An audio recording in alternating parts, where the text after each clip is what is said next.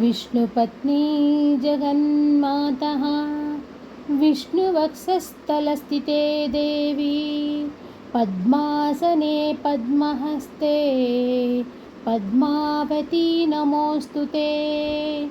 वेङ्कटेशनप्रिये पूज्ये क्षीराब्धितनये शुभे पद्मरमे लोकमातः पद्मावती नमोऽस्तु ते।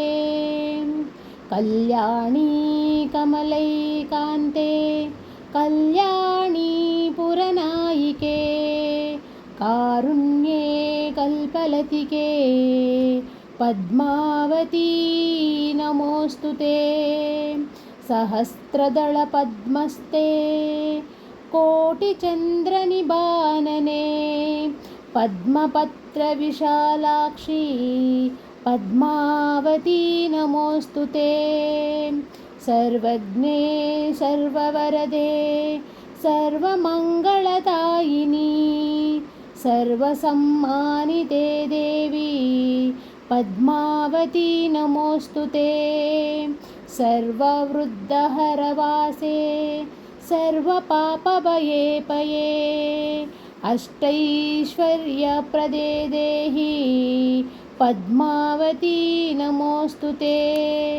देहि मे मोक्षसाम्राज्यं देहि प्रत्पाददर्शनम् अष्टैश्वर्यं च मे देहि पद्मावती नमोऽस्तु ते।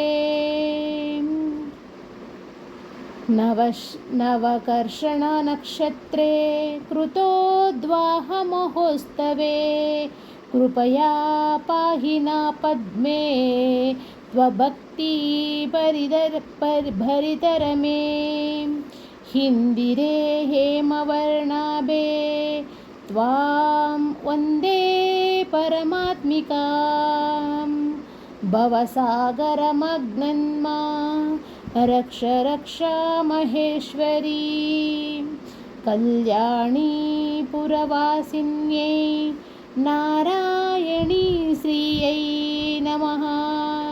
श्रुतिस्थितिप्रगीता हे देवदैवे च मङ्गलम्।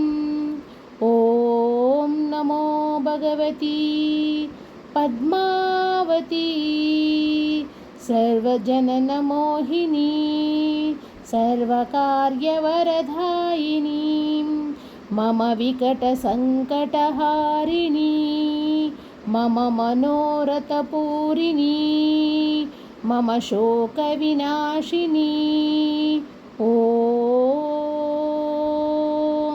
पद्मावत्यै नमः। ಇದು ಪದ್ಮಾವತಿ ಸ್ತೋತ್ರ. ಈ ಸ್ತೋತ್ರವನ್ನು ಮಂಗಳವಾರ, ಶುಕ್ರವಾರ, ಅಮಾವಾಸ್ಯೆ, ಪೌರ್ಣಮಿಯಂದು ದಿನಕ್ಕೊಂದು ಬಾರಿಯಾದರೂ ಪಠಿಸಿದರೆ ಅಷ್ಟೈಶ್ವರ್ಯ ಲಭಿಸುತ್ತದೆ. ಓಂ ನಮೋ ಪದ್ಮಾವತ್ಯೈ ನಮಃ.